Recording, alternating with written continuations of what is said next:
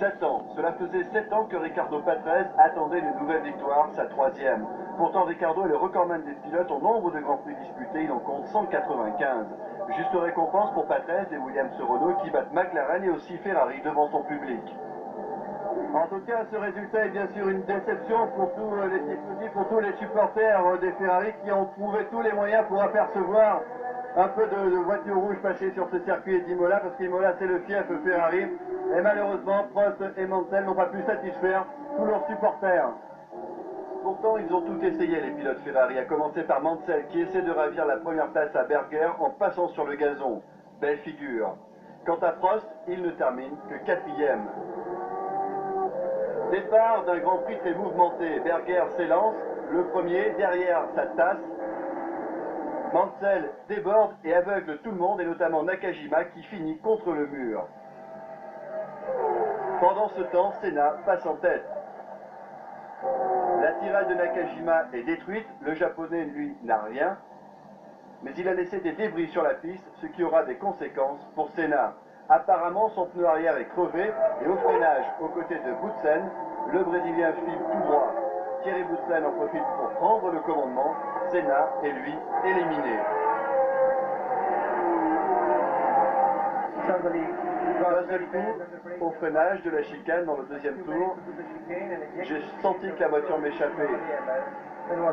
Et au moment où je suis sorti, je ne pouvais même plus arrêter la voiture, je l'ai laissée filer toute seule, elle est partie tout droite.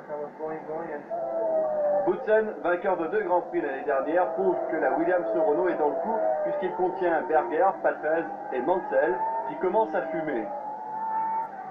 Mais malheureusement, fumer également pour Boutsen contraint à l'abandon après une erreur de sélection de vitesse.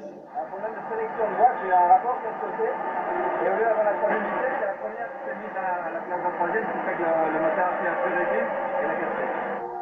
Fumé suite, Mansell, alors en 2e position, est contraint lui aussi de rentrer au stand. Ce n'est pas un week-end Ferrari. Patrese, lui, s'empare de la 2e place et on va retrouver l'Italien en tête, même si le réalisateur rate son dépassement sur Berger. Les positions, Patrese, Berger, Nannini et Prost. Alain Prost, 4e seulement, mais incapable de dépasser la peloton d'Alessandro Nannini en fin de course.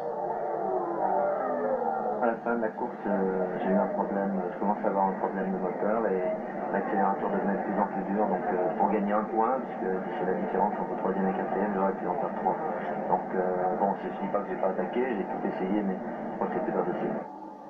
Et Ricardo Patrese, souvent malchanceux, ira cette fois au bout. À 35 ans, Patrese l'emporte en Italie, chez lui, devant Berger, Nannini, Prost, Piquet et Jean Alesi 6e. Cette année, il fallait que je monte très compétitif et gagner. Ma voiture était tellement parfaite que j'ai eu l'impression d'aller tout droit, sans problème, à mon rythme. C'était vraiment super. Merci. Coup de chapeau aussi pour Williams et Renault. Il faudra compter cette saison sur cette équipe. En tout cas, le moteur Renault a fait aujourd'hui ses preuves.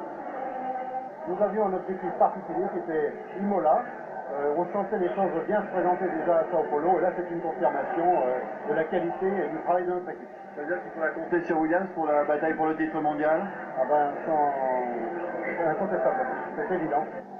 Au classement du championnat du monde, Senna est toujours leader avec 1 point d'avance sur Prost. Prochain rendez-vous le 27 mai à Monaco.